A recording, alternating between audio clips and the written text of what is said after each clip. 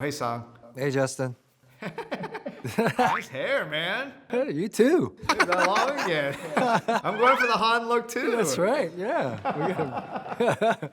We're going to the wig business after the movie.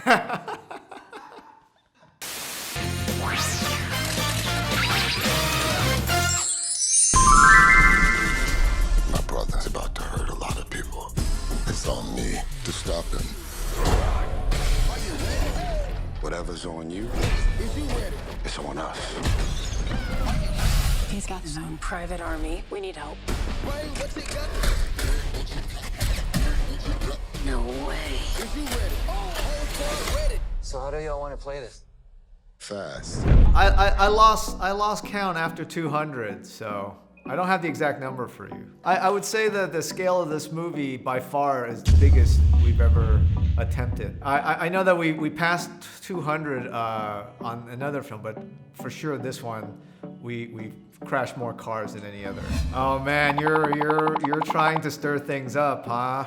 You know, I think for me as a filmmaker, I feel very fortunate. When I first joined up, Fast and Furious was not the same as Fast and Furious now. You know, it was really just a car racing franchise. And I was able to enter with Sung, and we had such a great time making Tokyo Drift. And you know, part of the ending of getting Dom was to really kind of recognize that this whole universe, all these characters actually exist together, you know? And so I had a great conversation with Vin, and we talked about, and we really connected, and we talked about kind of our experience as filmmakers. You know, Sung definitely was there with me when we made our credit card movie.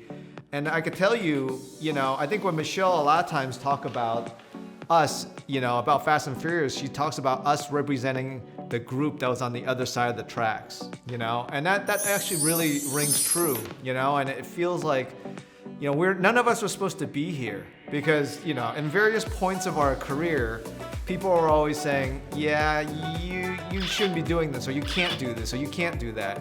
And so I think part of what we made a pact was that no matter what, if we are lucky enough to earn another chapter, we're gonna defy expectations and we're gonna keep evolving and growing, you know? And that was the spirit of Fast and Furious, you know? So when Sung and I left at 6, I felt like this is great.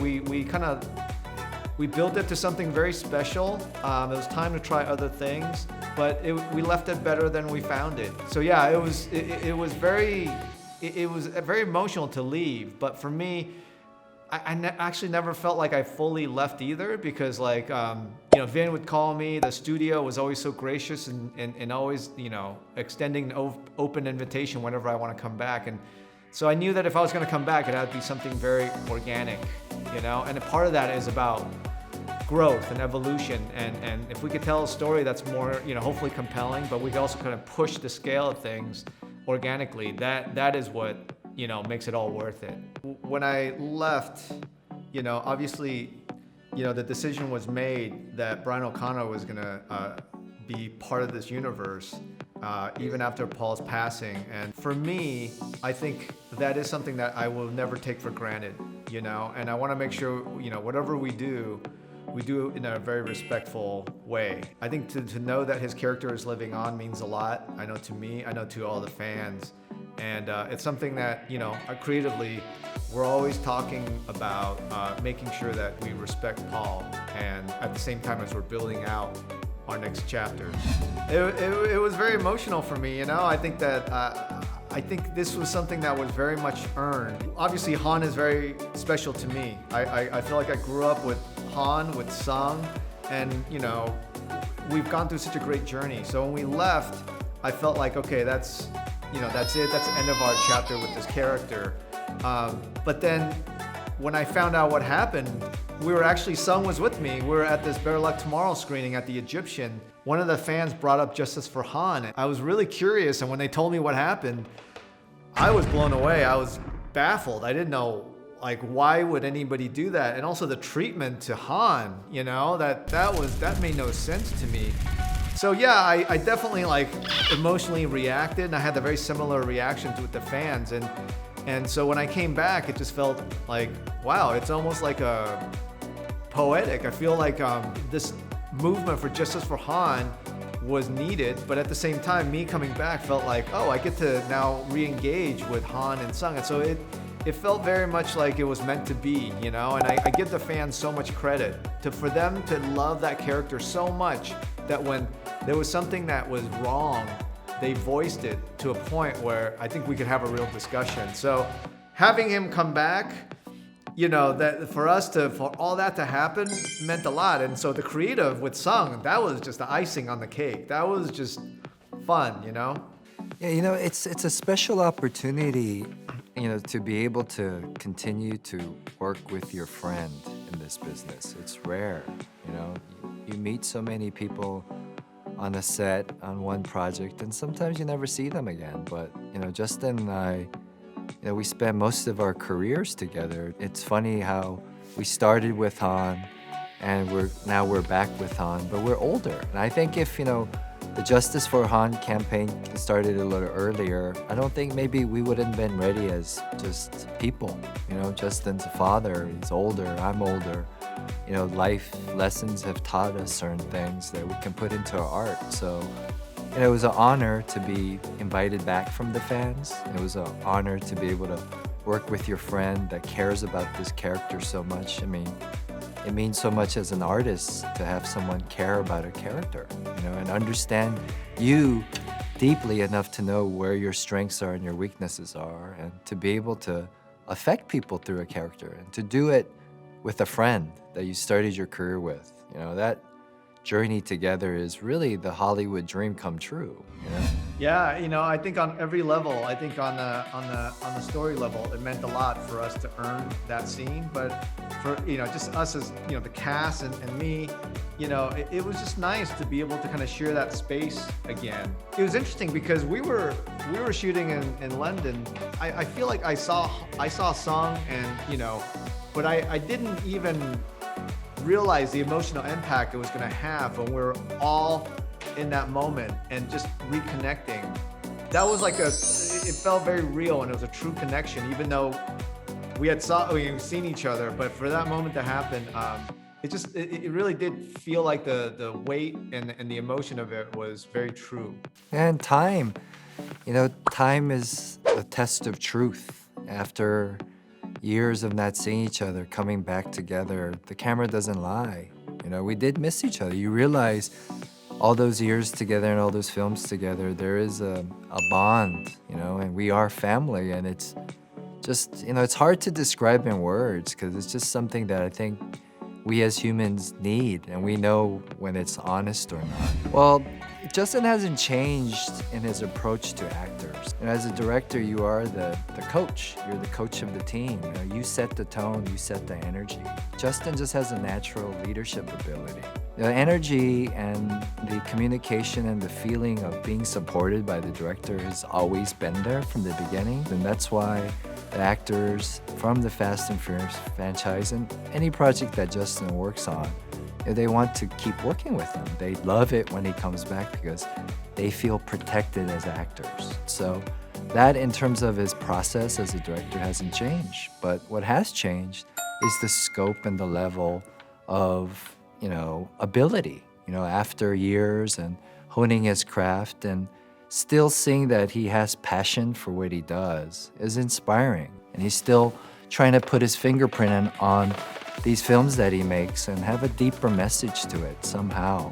Yeah, you know, it's interesting. I think for my experience, I remember working with Sung and the cast of Better Luck Tomorrow. It was very evident to me that it was not an issue of like diversity and this and that. It was just an issue of opportunity. I remember before we got into Sundance, I'd call all the actors together and we put, you know, I said, look, we're gonna do a screening, and I'm so proud of your performance. I just want you to bring in anybody that you think can help you in your career, because I don't know where this film is going to go, you know?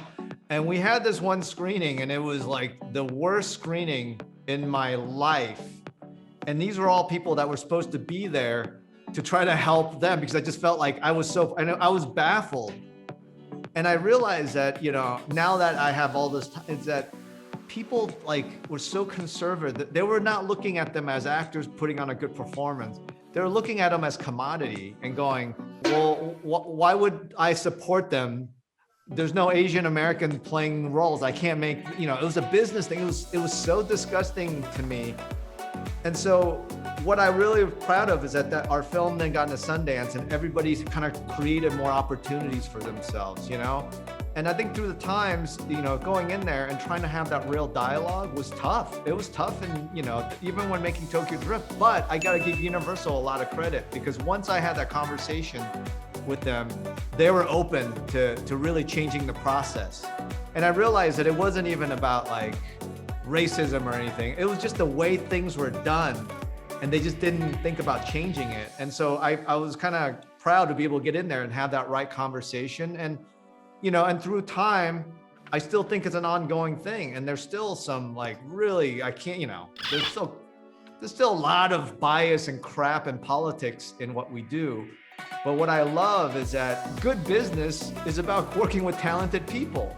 If you can create opportunity and you get to work with talented people, your films are going to be better just by math, And so that's what I'm seeing. I still think we got ways to go, but I think, in the last 20 years in my, career, I feel like personally I've been having good luck just getting in there. Sometimes you got to fight the fight, but I think that when there's opportunity, you're seeing not only with Sung, but other Asian American talent, it just makes cinema and makes TV more interesting. I have a lot of hope for the future, but I don't think it's something that we could sit here and go, oh yeah, we're in a good place. Let's call it a day. It's like, I feel like we're still kind of like in the very early stages of it. If you think about it, Hollywood existed, 100 years before I got my chance.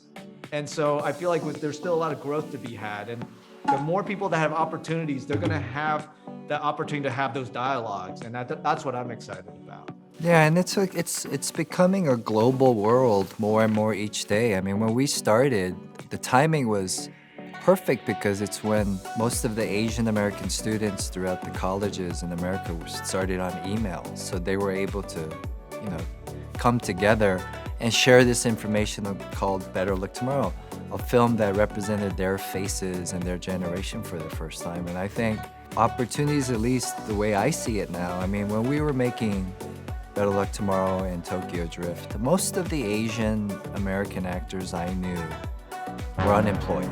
There'd be like 1 or 2 of them working, and everyone else is like fighting for scraps, and then they go on the unemployment line. But now, the majority are working.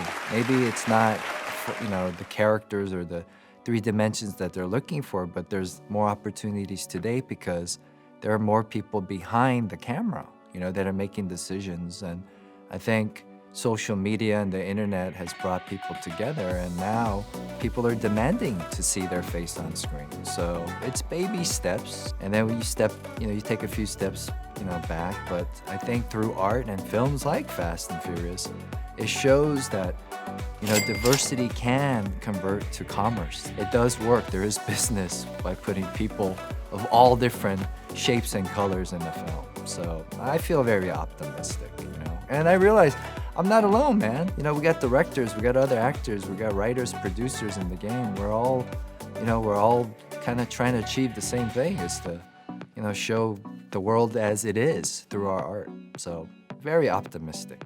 Hey guys. Surprise.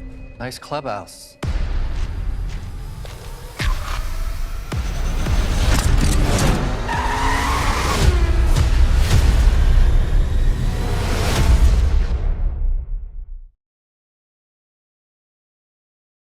别忘了订阅我们的频道，打开小铃铛就不会错过任何精彩内容，随时上架。我们下回再见。